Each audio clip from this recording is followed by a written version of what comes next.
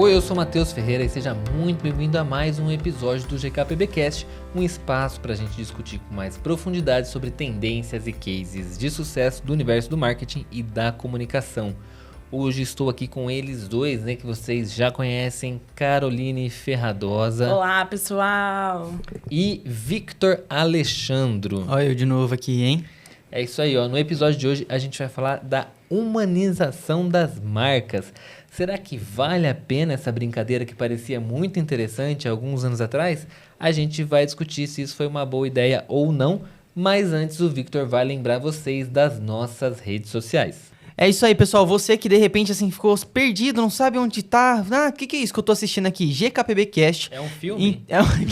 Que isso? É um filme? Você sabe aí que não é um filme, é um podcast muito bem renomado aqui falando sobre tendências e cases de sucesso do universo do marketing. Com autoestima. É isso. GKPBcast em todas as redes sociais, Instagram, Twitter, Threads, Spotify, YouTube, onde você pesquisar GKPBcast, muito fácil de encontrar, né, Matheus? O que a gente vai falar hoje aqui pro pessoal? Hoje a gente vai falar de uma ação que aconteceu recentemente aí, né, e que inspirou essa nossa conversa, que é a ação do Pérez e o McDonald's, né, que foi a última jogada do Henrique Azeredo, né, que é um dos fundadores lá do Pérez, que foi basicamente o último recurso dele, que ele sempre se declarou fã do McDonald's e ele tentou ali aquela última jogada que acabou funcionando. A gente vai detalhar um pouquinho isso daí. Vamos falar também da jornada dos creators.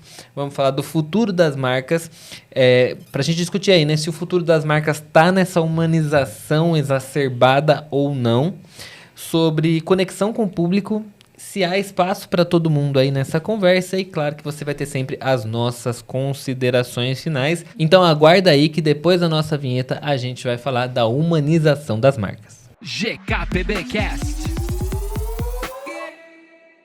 Vamos começar essa nossa conversa partindo de um ponto comum que acho que foi meio difícil das pessoas não terem visto o que aconteceu esses últimos dias, né? Que foi a súplica ali do Henrique Azeredo, que é o fundador do Pérez, por uma collab com o McDonald's, né? Eu tenho alguns bastidores dessa história de parceria com o McDonald's. Fofoca. É o que a gente gosta.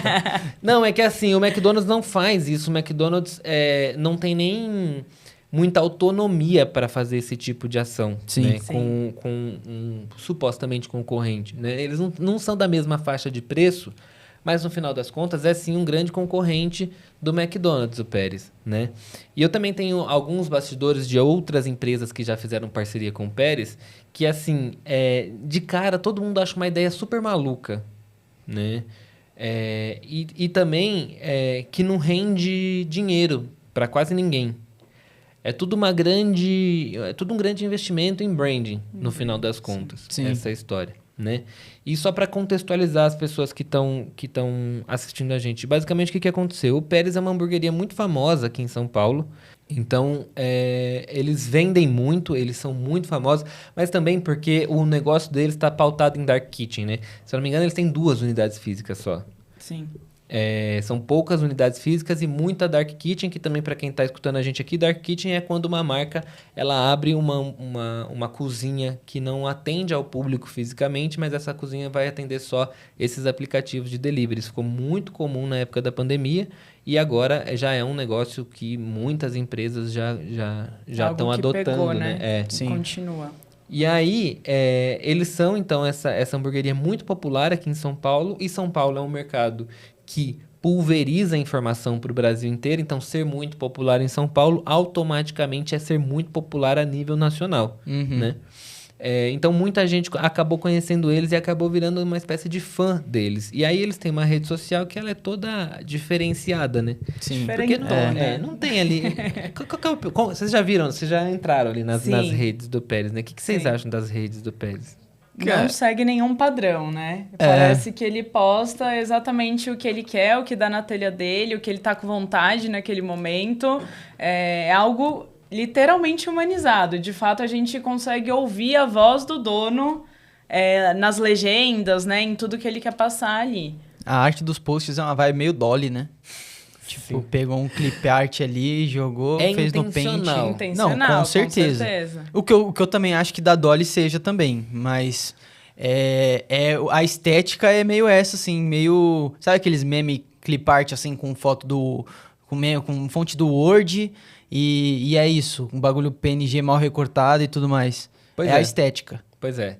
E aí, a aesthetic do Pérez acabou trazendo também esse público fã, né? Sim. Que já tem o fã da hamburgueria, do sanduíche, mas tem o fã da rede social, que é aquela pessoa que mora em outras cidades do Brasil, acha muito interessante a maneira com a qual eles se comunicam e acabou ficando fã deles.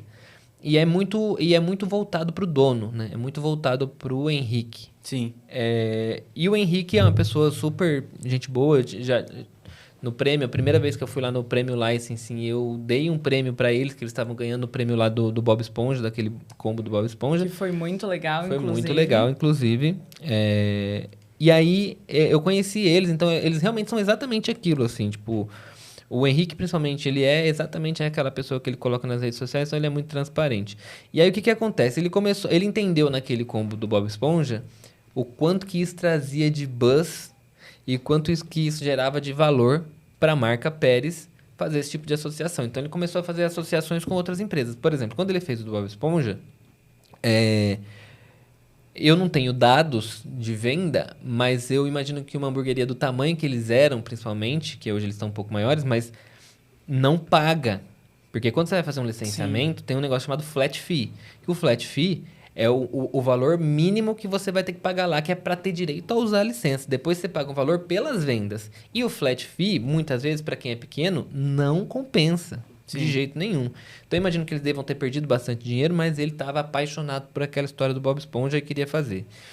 Só que o que ele ganhou em branding e em volume de vendas nos meses que seguiram e earned media também, né? Que saiu um monte de matéria e tudo quanto é canto, ganhou um prêmio. Então, ele entendeu que, no final das contas, valia a pena. Sim. E ele começou a fazer outros investimentos. E eu lembro que depois, eu acho que já veio o Chaves, que eu acho que foi todo atrapalhado esse combo, nem gostei do combo, mas também chamou muita atenção. O Chaves, que eles fizeram o suco de tamarindo, não sei o quê. E depois eles foram fazendo outras coisas, até que chegou a ideia do Mac, né? O Mac já era a ideia dele, mas ele tentou o Mac, não conseguiu. E aí, ele até posta, né? Em algum lugar ele falou que o Mac meio que disse que não tinha muita autorização para fazer esse tipo de trabalho e tal. E aí ele vai tentar os concorrentes do Mac, né? Então ele foi imaginando quem eu posso chamar. O Bob's. Então aí vem a ideia de vender o que o Bob's faz, que é muito icônico, muito legal, milkshake. Então vamos trazer o milkshake do Bob's para dentro da nossa loja. E aí pagou uma bolada pro Bob's botar uma máquina que é caro. A operação de catar uma máquina de fazer o milkshake do Bob's e botar isso numa loja deles é muito cara. Ele pagava um aluguel, acho que por dia, se eu não me engano, dessa máquina, as vendas dos combos, obviamente, não compensavam, mas ele estava de olho num retorno de marca. E, quando isso chega para uma empresa como o Bob's, o que você pensa? Você pensa, tipo, o que eu ganho com isso? E pro Bob's fazia total sentido. O Bob's, a Praça São Paulo pro Bob's não é uma praça muito interessante. Exato. O Bob's vai muito bem no Nordeste e no Norte, né? Mas São Paulo, no Rio de Janeiro também vai muito bem. Mas São Paulo não. São Paulo é o Bob's é meio que o patinho feio das redes de fast food, né? As pessoas gostam muito do milkshake, mas desde que perdeu o ovo maltine também tomou uma porrada ali, que ficou meio sem rumo. Sim. Né? E o Bob's fazia muito sentido se associar com uma marca que vende muito em São Paulo. E aí o Bob's decidiu fazer essa associação. Depois, aconteceram outras collabs, outras coisas também que eu já nem lembro agora, mas veio o Burger King. E o Burger King, eu não sei exatamente o que o Burger King estava vendo no Pérez, que eu nem achei essa collab alguma coisa interessante. Mas o Burger King estava enxergando a mesma coisa que o Pérez enxergou, que licenciamento para os seus combos era algo muito relevante. Sim. Que eles tinham feito Stranger Things, que explodiu. Eles contrataram pessoas que trabalhavam no mercado de licenciamentos para cuidar das próximas licenças. e foram lançando. Também lançaram o Bob Esponja e não fizeram um trabalho tão bom quanto o do Pérez. Óbvio que o ticket do Burger King é diferente, mas o Burger King tem um volume que o Pérez não tem. Com certeza, né? E depois foram fazendo outros combos, né? E acho que também o Burger King sentiu uma certa dívida com o Pérez, assim, de ter pego a ideia que eles trouxeram. Do Bob Esponja. Eu até escrevi isso na minha matéria, que o Burger King devia aproveitar essa collab pra pagar os royalties das ideias do Pérez. E aí se juntaram com o BK.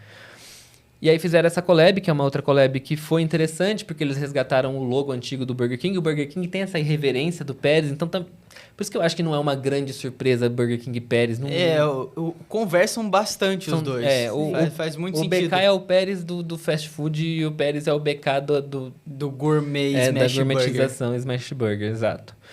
E aí, depois que você faz Bob's, depois que você faz BK, você deve dormir pensando, porra, McDonald's. Eu preciso inferno, disso, né? Até agora eu não consegui chamar a sua atenção, entendeu? O que era a intenção desde o início, inicial, né? Desde o início. E aí ele vai para as redes sociais com um post super emocionado de todos os aspectos que essa palavra pode significar. Implorando praticamente ali a atenção do McDonald's, né? Então ele fala um monte de coisa ali.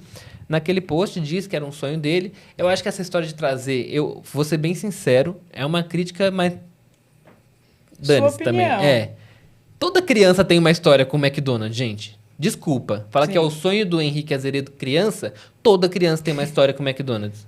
Sim. Toda criança tem uma foto na porra do McDonald's. Qual que é Toda a sua? criança queria fazer uma festa no caralho do McDonald's. Todo mundo conhece a música do Ronald McDonald. A minha história com o McDonald's quando eu era criança é que toda vez que eu precisava ir no hospital, tipo, tomar injeção, assim, porque eu sempre fui pavor, assim, de hospital, né? Então, teve uma vez que eu fugi correndo do hospital, só foram me encontrar em casa. E aí, Meu Deus! toda vez que eu precisava tomar injeção, assim, minha mãe me levava no McDonald's, assim, que a gente não ia muito, porque era caro na época já. Sim. Então, eu falava assim, não, se você ficar quieto, a gente te leva no McDonald's. Aí essa é a minha com o McDonald's. Qual que é a de vocês? A minha é um pouco bad vibe. Que isso? Eu chorava comendo um Big Mac. Não, é que meus pais se separaram muito cedo, né? Então, era tipo o rolê do final de semana com meu pai, ir no McDonald's, sabe? Sei. É bad O pai vibes sempre hoje, estragando a dieta da mas, criança. tipo, na época era muito Muito legal. legal. Era associado com alguma coisa boa, né? Assim, então eu lembro bastante disso. E das festinhas, eu ia muito nas festinhas, meus amigos faziam as festinhas Eu nunca no fui numa McDonald's. festa do Mac. Nossa, é mesmo. Era mó coisa de Tinha. rico. Era coisa de Era mó coisa fino, de né? playboy. Gente Pô, fina, a festa fino. vai ser lá no McDonald's, E cara. vinha o Ronald McDonald, vinha toda a turminha. Eu Era fui uma muito vez. bom, era muito bom. Então, eu não tenho muitas histórias com o McDonald's em si. Eu não frequentava o McDonald's.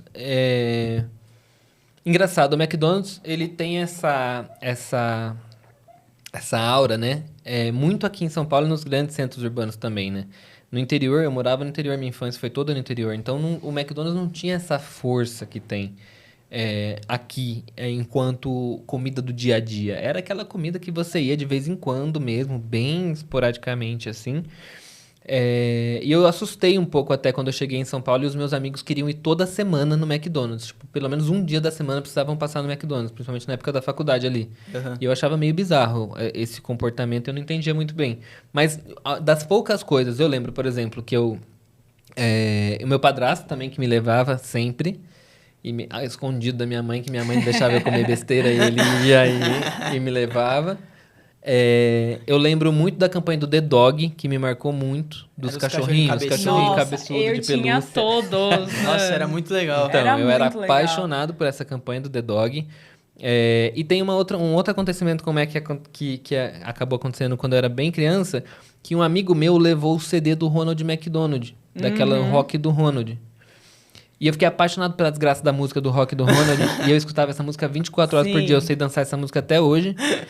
E eu tive banda logo depois, né? Tipo, poucos anos, 3, 4 anos depois eu tive banda.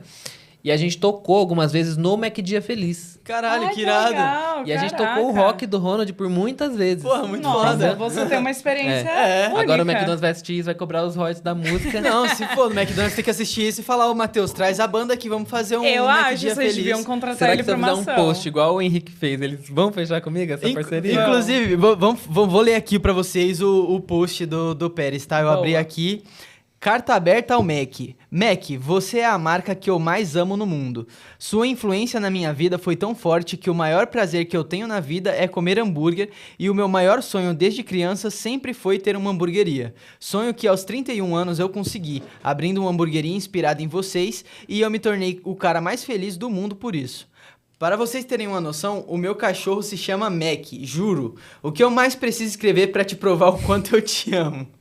Escreva essa carta porque já são quase 5 anos de vida do Pérez torcendo para ser notado. Tenho certeza que sou a marca que mais ama vocês no mundo e eu quero muito fazer algo com vocês. Podem ter certeza que todos os meus seguidores sabem desse sonho e vão apoiar como nunca. Como forma de mostrar que o meu interesse por vocês é genuíno e não tem motivação comercial nenhuma, eu quero deixar registrado aqui que se vocês toparem uma proposta nossa, eu vendo o meu carro e dou todo o dinheiro para o Instituto do Ronald. E farei isso felizão. Não é sobre dinheiro, juro, nunca foi. É sobre eu realizar o maior sonho da minha vida. E aí tem aqui, né, quase 30 mil curtidas na publicação. Tem comentário da mãe do Henrique no post. E aí a gente tem... Ela comentou no nosso post também. Ela comentou no nosso post. Ele marcou a mãe dele no nosso post. Primeiro, não é sobre dinheiro, me poupe. Tá? Pode ser um sonho? Tudo bem. Sim. Mas a gente tá falando sobre valor de marca. E isso não tem dinheiro que compre. Entendeu? Associando ao McDonald's. Se associar à maior marca de fast food do mundo. Sim. Né? Me poupe. Tipo, não é sobre dinheiro, mas é sobre criar valor de uma marca que vai te gerar dinheiro, meu caro. Não, Ninguém dá o carro. E outra coisa. Eu dou meu carro. Meu filho, o seu carro não paga o flat fee de se associar com o McDonald's. Não. Entendeu? E se eles fizerem isso, eu acredito que eles vão ser o primeiro. A primeira vez que o McDonald's se associa a uma hamburgueria. Tem uma coisa interessante nessa história. Vocês lembram do Whopper da Paz? Lembro do Whopper da Paz. Sim, o do Mac BK. Whopper, acho que chamava. Sim. O Burger King foi atrás do McDonald's a nível mundial e criou uma presepada lá pro McDonald's, uma armadilha pro McDonald's, isso em 2015, se eu não me engano, né? Que era o Whopper da Paz, que era um sanduíche em prol da paz mundial, onde o McDonald's e o Burger King se uniriam e fariam um sanduíche com ingredientes do Whopper e ingredientes do Big Mac, né? Isso foi rejeitado pelo McDonald's numa saia justíssima, que acho que poucas vezes o McDonald's se enfiou, como essa. E por que que essa era uma ação que envolvia redes do mundo inteiro, na verdade envolvia, né, tipo, os restaurantes do McDonald's e do Burger King a nível mundial. Uhum. E que depois virou uma oportunidade para um monte de gente, se juntaram várias redes de fast food, inclusive os Girafas, que na época fazia muito sucesso nas redes sociais, que hoje desapareceu. Principalmente no Twitter, né? E o Girafas entrou na conversa e conseguiu fazer um sanduíche mundial com o Burger King e tal, e foi um caseaço pro Girafas, né, que se aproveitou de uma situação. Óbvio, o McDonald's tá aqui, o Girafas tá aqui, o Burger King tá aqui, né? Sim. E por que o McDonald's tinha poder para falar não pro BK nessa situação? Primeiro, porque acho que como era global, quem deve ter assumido muito essa bronca foi a matriz dos Estados Unidos lá. Sim. Do McDonald's.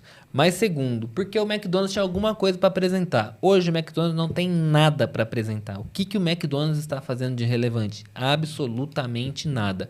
Lançando um monte de sanduíche de frango, que é mais barato, para poder aumentar o lucro e poder ter dinheiro para poder fazer alguma coisa. Porque sentiu muito Mais a pandemia. do mesmo, né, na verdade. Eles sucumbiram lá na época de 2015 com o Burger King nadando de braçada. Depois parecia que ia voltar ali por volta de 2019 com o lançamento do Mac 1000.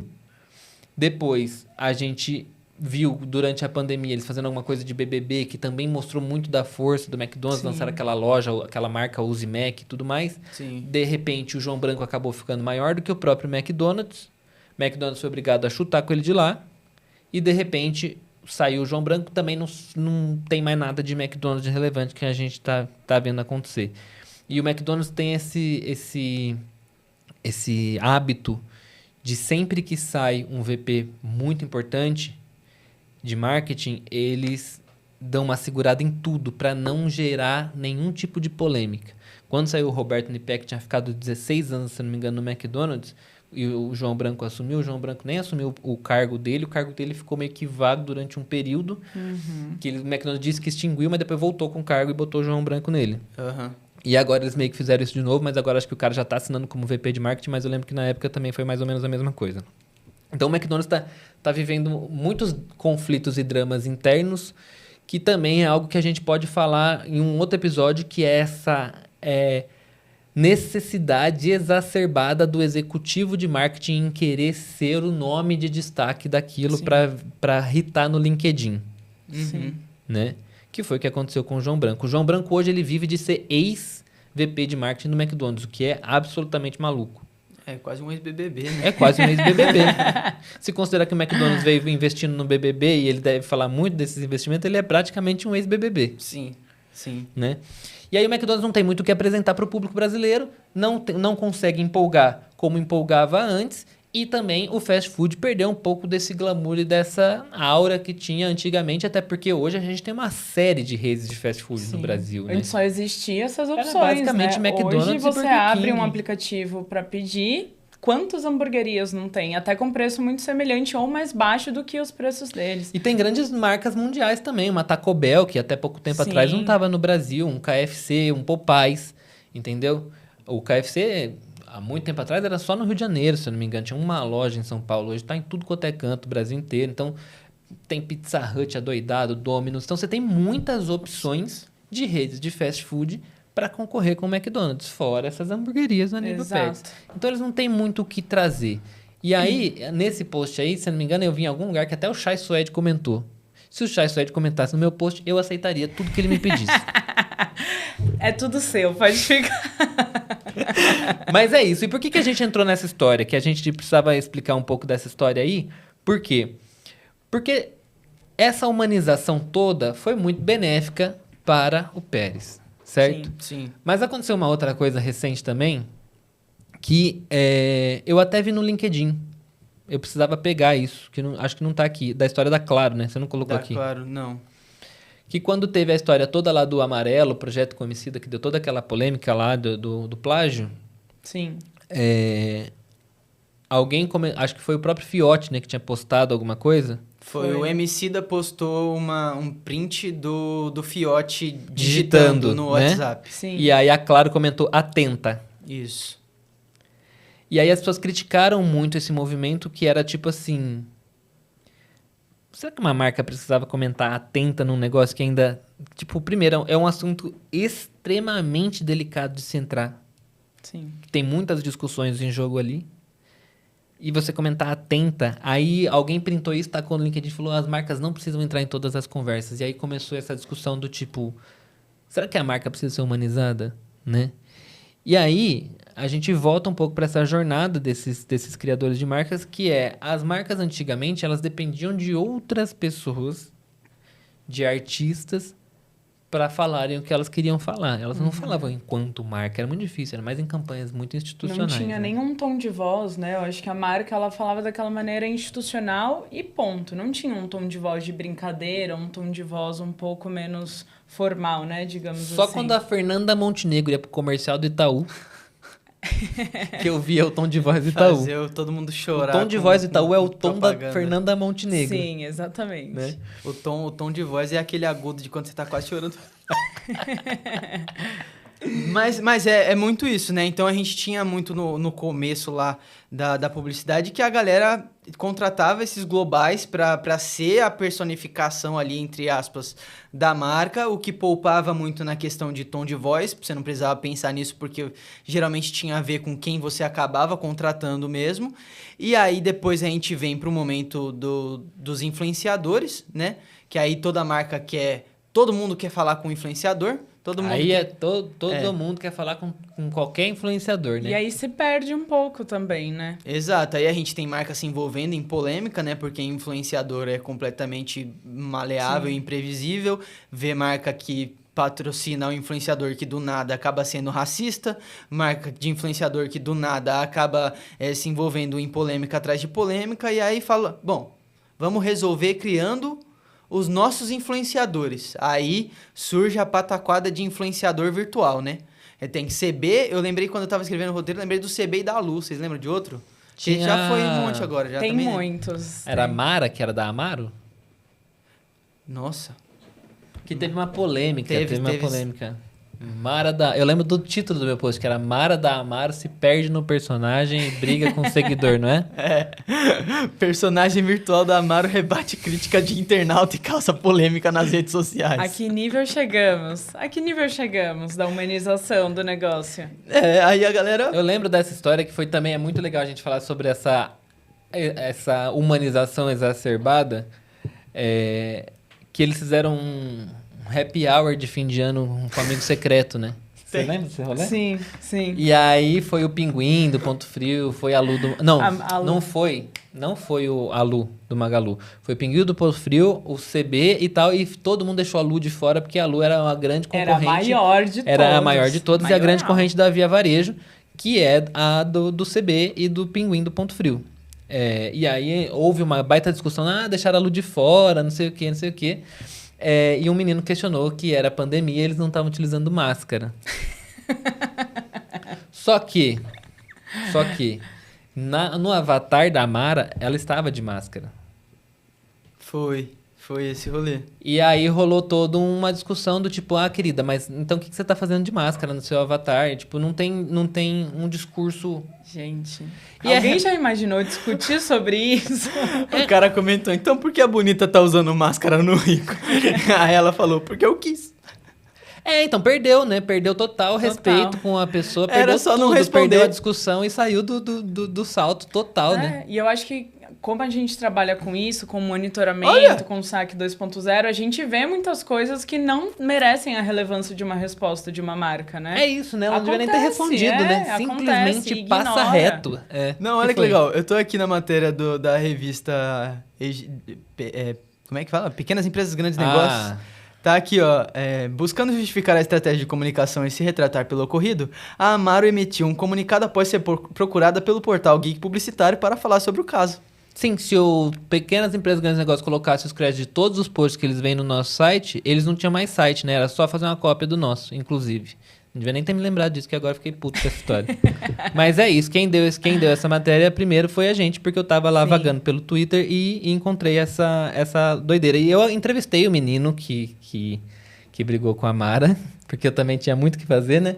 E eu falei com ele.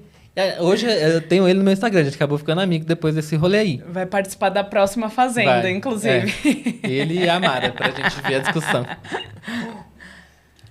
Mas foi isso. Foi um excesso de necessidade de tentar humanizar um personagem e a gente viu todo esse rolê maluco que aconteceu, né? E depois a gente viu outras... Que foi, Victor? Você termina seu post assim. Agora quem deve estar feliz mesmo é a Lu, do Magalu, que não foi convidado pro amigo secreto e agora não precisa lidar com esse constrangimento. Exatamente. Não passou vergonha, né? Ficou quietinha. Depois eu não sei por que não fecha o publi, né? Eu não entendo, né? Aí fala, a marca não quer falar comigo por quê? Enfim, aí depois a gente tem a Netflix, que traz toda essa irreverência sem colocar uma persona, né? Sem assumir um bonequinho virtual. Exato. A Netflix, ela conseguiu fazer o que quase ninguém conseguiu ainda, né? Sim. Que é agradar gregos e troianos. E eu acho que virou referência em qualquer assunto desse nicho, né? Sim. Eu acho que cansou, tá? Eu já vi muitas discussões referentes a isso. Você acha? Inclusive, tem um caso engraçado. Manda. De que eu tenho um amigo que ele já cuidou da conta da Netflix. E uma vez ele tava criticando uma outra marca que estava sendo humanizada demais no Twitter dele. E aí uma pessoa respondeu assim, quem começou com esse inferno foi a Netflix. Você é responsável, você tem responsabilidade. E aí ele teve que fazer ali a minha culpa da história por causa disso. Mas a Netflix realmente ela inaugurou um pouco dessa humanização muito grande das marcas, mas eu acho que já cansou um pouco. Só que eu acho que a Netflix tem um feeling muito bom.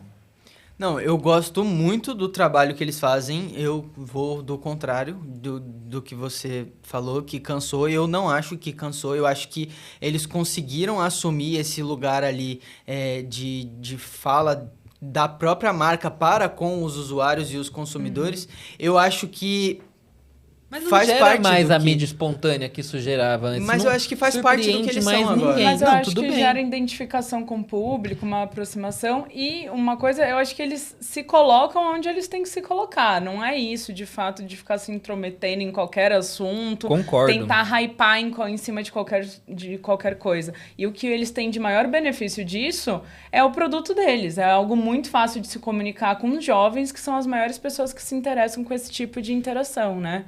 Sim, sim. eu Concordo acho que com eles estão vocês, ali. mas eu acho que eles pegam um pouco até do hate dessas outras marcas. Sim. Porque todo mundo vai pra eles no fim. Tipo, ó, o que vocês fizeram aí? Vocês abriram a porta do inferno. Criaram um monstro. É. O monstro que vocês criaram. Então, toda vez que eu vejo discussões a respeito de humanização de marca, ela sempre desemboca na Netflix. Porque é a Netflix que deu o start com isso. Mas eu concordo com vocês que a Netflix ela tem uma gestão de persona mesmo, assim, de tom de voz e de como ela vai falar, que é muito sutil e ao mesmo tempo muito eficiente. De saber aonde precisa entrar e aonde precisa sair. A hora que a conversa precisa parar. Sim. O que vale a pena, de fato, ter uma interação e o que não. Porque imagina se a Netflix fosse interagir com tudo que falam dela. Tanto que, Pois é. assim, eu lembro de momentos que o BK, por exemplo, passou muito a mão, perdeu a mão nesse rolê, mas eu não lembro de momentos que a Netflix perdeu a mão. Não me vem nenhum à cabeça Eu agora. acho que nunca viralizou, de fato, uma gafe, assim, extrema deles, né? Mas esse é o outro lado de você fazer uma coisa muito bem. Não, todas as discussões acabam na Netflix e a Netflix fica responsável por ter começado isso, porque eles fazem isso muito bem. Talvez, E aí as pessoas querem copiar, mas Não conseguem. conseguem. talvez quando eles responderam o Eduardo Bolsonaro. Eu achei tão bom. Então, eu também achei excelente, mas eles meio que assumiram um posicionamento num momento muito delicado para a empresa, que criou um monte de hater ali desnecessariamente. Sim, entendeu? sim. Mas foi uma luta que eles escolheram também, Foi né? uma luta que eles escolheram, mas eu obviamente não tenho nenhuma informação interna sobre esse De momento, como mas eu foi essa imagino que deva decisão. ser um momento que eles devam ter se arrependido um pouco depois, Sim. porque você cria um hate desnecessário, né? E é um público extremamente maluco, doido da cabeça, que vai lá fazer boicote e não sei o quê. Toda essa história. A né? galera comendo E foi um momento que depois eles precisaram lidar com um presidente eleito por 4 anos. Não é que o assunto acabou o assunto por ali, não acabou né? ali, né? Então, eles, complicado. teoricamente, durante 4 anos, eles tinham escolhido o lado errado da história, entendeu? Sim. Então, eu acho que talvez esse seja um momento marcante para mim, que foi um momento extremamente delicado. Tanto que o BK, que eu me lembro também, envolve política e também envolve bolsonarismo, que foi quando eles resolveram recriar o comercial que o Banco do Brasil tinha vetado, porque tinha muita diversidade. sim. Eles foram para a TV, se eu não me engano, e convocaram as pessoas que tinham sido vetadas do comercial do Banco do Brasil. E deixaram bem claro que era pra isso. né? E aí acabaram se posicionando também contra essa galera super inflamada, que também foi para cima deles, e eles também perderam mais do que ganharam nessa história, né? Eu acho que tem a ver com construção de marca. No final das contas, chutar o bolsonarismo não é nenhum problema, não deveria Muito ser. pelo contrário. Mas acabou sendo de alguma forma, né? E a gente tem o Duolingo, né? Aí eu vou até deixar você. Não, o Maior Duolingo fã do Duolingo não podia temos deixar aqui. de deixar passar aqui o Duolingo, porque também eu acho que o Duolingo é uma personalidade da internet que consegue fazer isso muito bem, e é uma questão que não tá ali no ponto de influenciador virtual. Eles têm realmente o mascote da marca ali. Eu acho que se for falar na questão de mascote, a gente tem o PIN do Ponto Frio, que eu também acho que faz um excelente trabalho. Mas tentaram também, o que é? Animificar? Não sei o que rolou com o PIN, mas E fizeram o PIN vem da mesma aquele época dos 3D, girafas, por exemplo. Aquele pinguim 3D. O pinguim tava na... Tava lá na... surto, no No surto No do amigo amigo secreto. secreto do final do ano. Amigo secreto virtual. Mas Ai, que humilhação. faz muito sentido do ponto de vista de que é uma marca que conseguiu se atualizar ali. O PIN, desde a época que o Girafas fazia muito sucesso no Twitter, o PIN também fazia. sim. Eram dois animais ali que estavam dominando o próprio passarinho azul em questão de marca. E o Duolingo também faz isso muito bem. A gente já falou aqui no GKPBcast com a Ana Lígia para entender um pouco de como que é a comunicação deles lá, mas eles também sabem ponderar muito bem qual tipo de assunto eles podem entrar, qual não entram, e como eles deixam a marca humana sem deixar de ser uma marca que é o que eles são.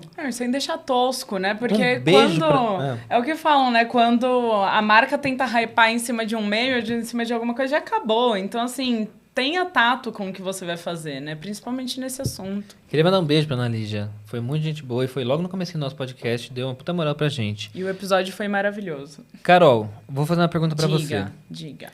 O futuro das marcas é ser humano?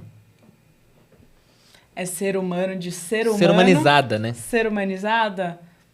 Eu acredito que sim, mas as marcas precisam ter cuidado e ter um preparo para isso. Não é chegar lá e, vamos humanizar a marca? Vamos começar a responder de uma forma descontraída e tudo mais? Precisa ter um estudo de tom de voz, você precisa conhecer seu público de fato. Tem um lado bom? Tem um lado bom. Você se aproxima, você cria uma identificação com o público. É muito bom. Só que tem tudo isso que a gente está falando. Você precisa de tato. Não adianta chegar lá, jogar sua marca na boca dos leões, aí no amigo secreto, que já tem tanta gente, né? Que você vai ser só mais um no meio da multidão, né? Não tem muito sentido. O que vocês acham? Não, eu concordo meio que, tipo assim, eu acho que ser humano necessariamente não é o ideal. O humano é muito mais sujeito a erro do que uma marca. E uma marca, quanto maior a marca for, menos sujeita a erro ela pode ser. Eu gosto muito quando as marcas assumem a postura de que o estagiário tá mexendo aqui nas redes, ou a ADM tá mexendo aqui nas redes, porque você consegue personificar, de certa forma, quem tá se conectando. Separando uma coisa da outra. Né? Você consegue personificar quem se conecta com o consumidor e consegue diferenciar. Não é a marca que tá ali falando, é o ADM da marca, da rede social que tá ali, e ao mesmo tempo tem um tom descontraído, consegue trazer o tom de voz da marca, consegue se comunicar de maneira eficiente. Eu acho que mergulhar de cabeça do jeito que a gente vê aqui na publicação do Pérez, por exemplo, que vocês deixaram claro que o Henrique e o Pérez acabam sendo a mesma pessoa, eu acho que isso é muito arriscado em todos os aspectos. Tanto... Não, isso eu concordo. Você vai vender uma marca, por exemplo, chega um momento que o Henrique quer abrir uma sociedade, quer vender a marca, não vai conseguir porque a marca é o Henrique. Se for vender, vai vender o Henrique? Não tem como. Se for fazer alguma coisa diferente do que o Henrique faria, já vai virar outra coisa, já não é mais o Pérez. Então eu acho que isso é muito arriscado. Eu acho que é arriscado, mas acho que é o maior diferencial do Pérez também. Tá. Eu falo isso do ponto de vista de quem é chamado de geek na rua, né? A pessoa me vê, o geek. E aí, eu sou o geek. Nem sabe seu nome, na verdade. Eu sou o geek. Então, assim, eu entendo os benefícios e os malefícios dessa estratégia humanizada, né? Óbvio, o geek publicitário sou eu.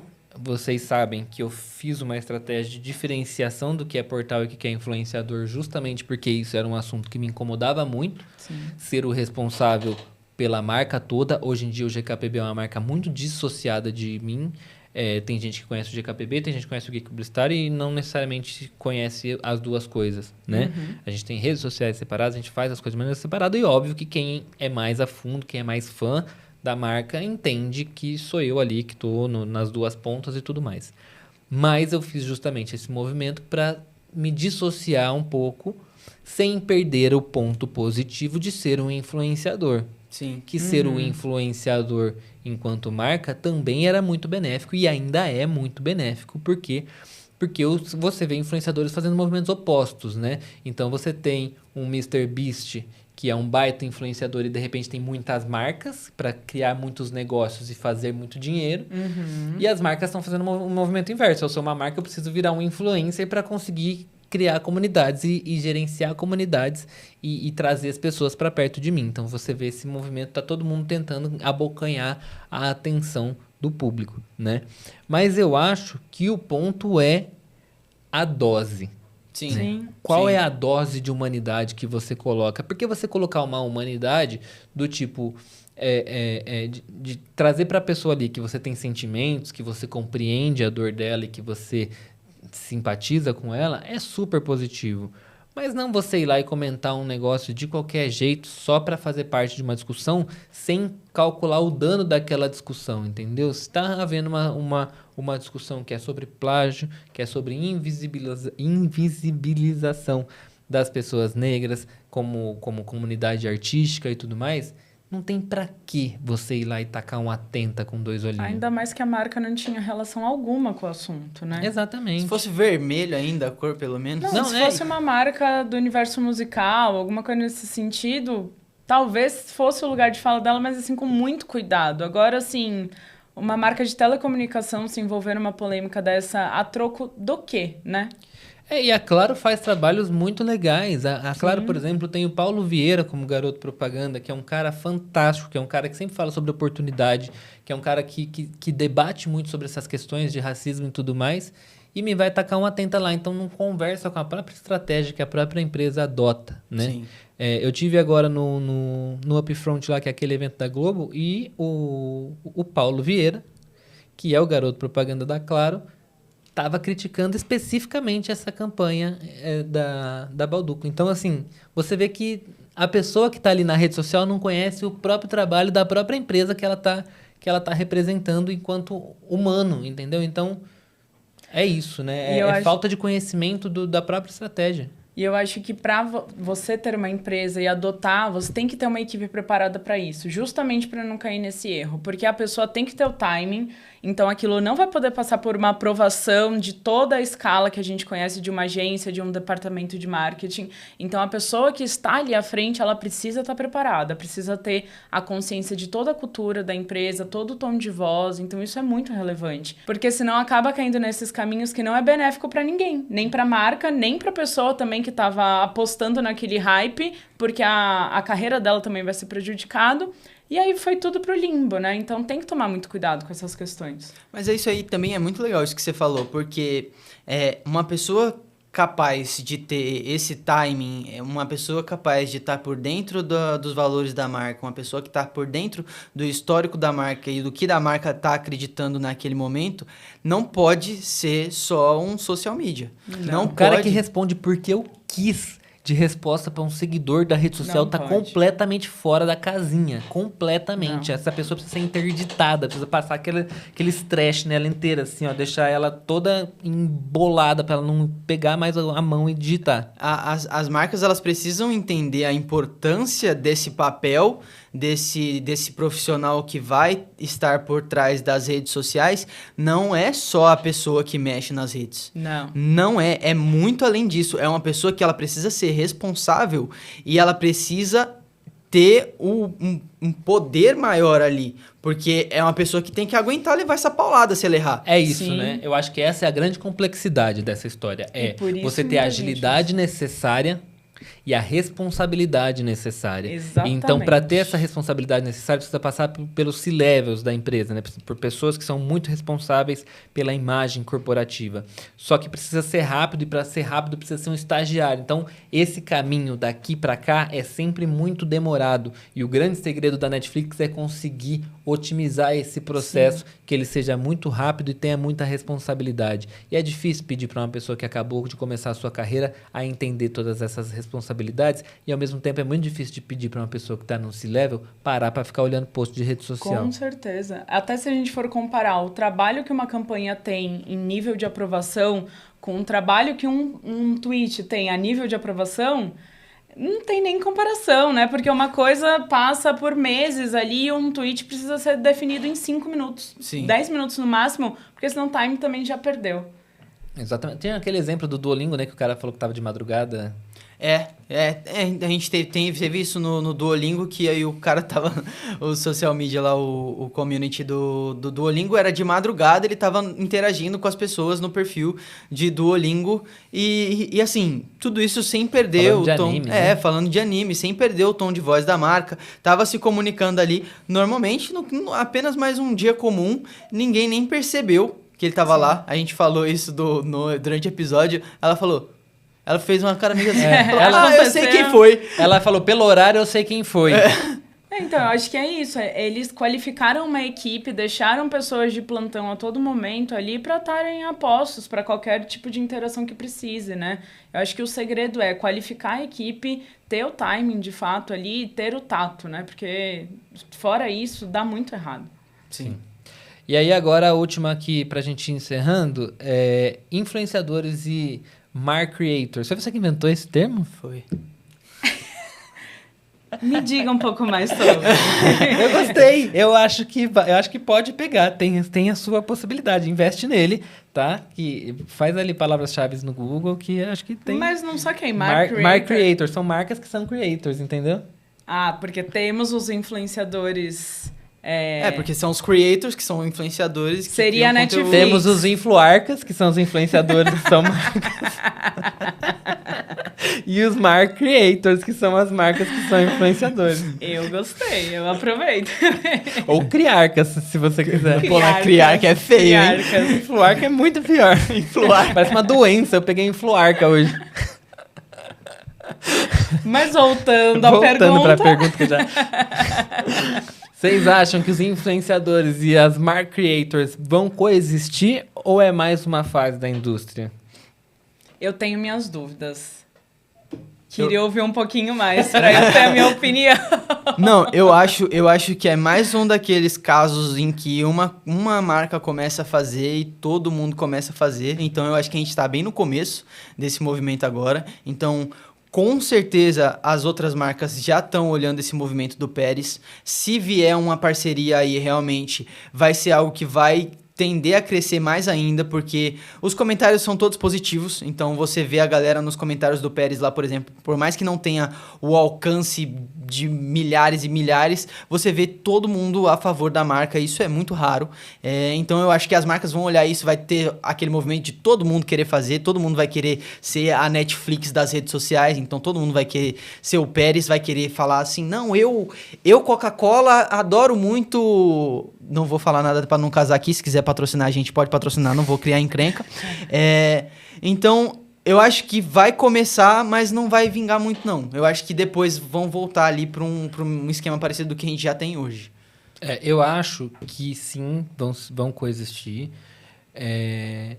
E acho que também é uma fase acentuada, aguda, que a gente está vivendo agora dessa humanização, né? Acho que em algum momento isso deve assentar um pouco. Eu acho até que a gente já viveu humanizações piores em outros momentos. Acho que já deu uma assentadinha de alguma forma, né? Você tem algumas marcas fazendo algumas besteiras, mas de maneira geral as marcas estão compreendendo muito bem onde elas podem entrar e onde elas não podem entrar. Porque o volume dessas gafes caiu muito. Sim. Nos últimos tempos. Então, acho que de alguma forma as coisas já estão voltando ao seu normal.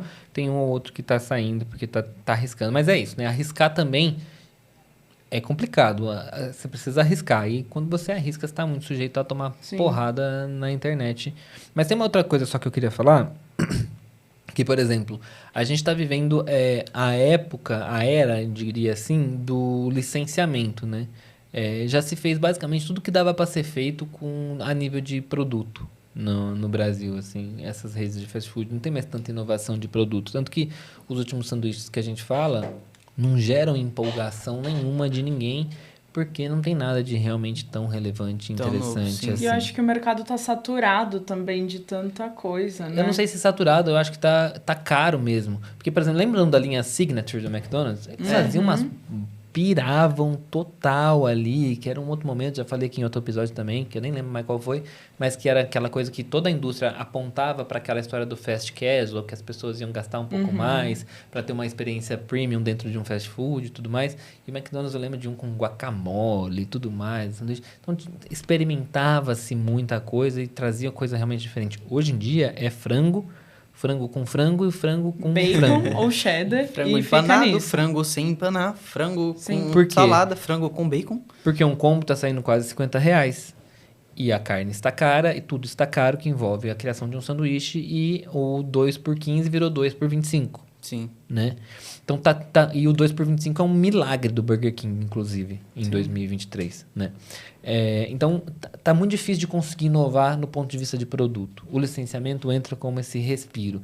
Então, as collabs, essas junções entre marcas, principalmente dentro desse segmento de alimentação, onde está muito difícil de se conseguir inovar, porque há pouquíssimo tempo a gente tinha pessoas na fila do osso, é o que vai chamar a atenção. Então, precisa, de alguma forma, conseguir chamar a atenção de algum jeito. E uma história muito emocionada de uma pessoa que já faz isso muito bem, como o Henrique, é uma história que interessa para o McDonald's ali naquele momento. Sim.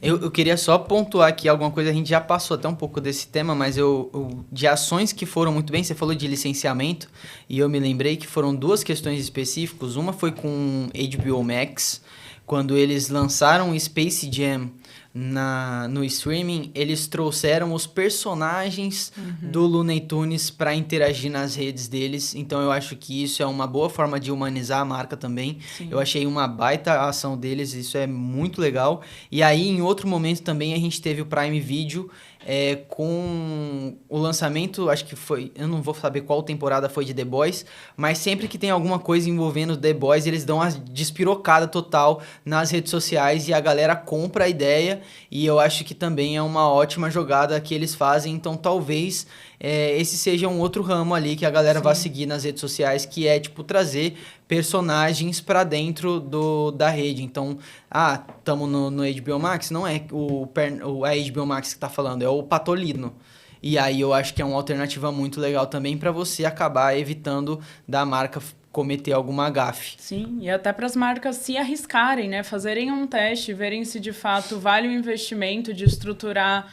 A gente sabe o trabalho que dá para você criar um influenciador mesmo, né? Então, testa alguma coisa, vê se seu público tá apto a aceitar aquilo também. Porque às vezes você vai fazer um puta investimento e aquilo não vai ser aceito pelo seu público porque ele não conversa com esse tipo de interação também, né?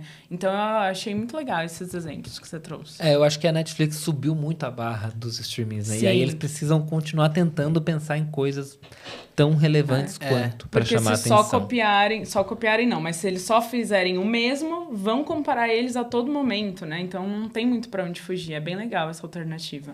Exato. Vamos pro nosso fechamento? Yes.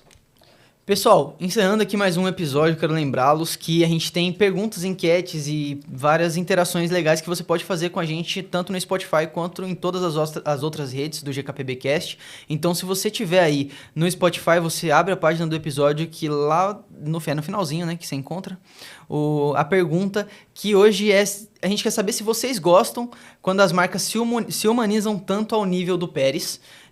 A gente quer saber a opinião de vocês, do que vocês acham, se tem algum nível que é mais legal, um nível que é menos legal. E se você não tiver pelo Spotify, é sempre bom lembrar que você pode usar a caixinha de comentários aí do YouTube para interagir com a gente, ou as nossas próprias redes sociais. Então, se você está ouvindo esse podcast, provavelmente você veio por uma publicação do Instagram ou alguma coisa assim. Então, se você quiser ir lá e responder no Instagram também, será super bem-vindo, beleza? É isso aí. Lembrando que a gente também tem nossas avaliações.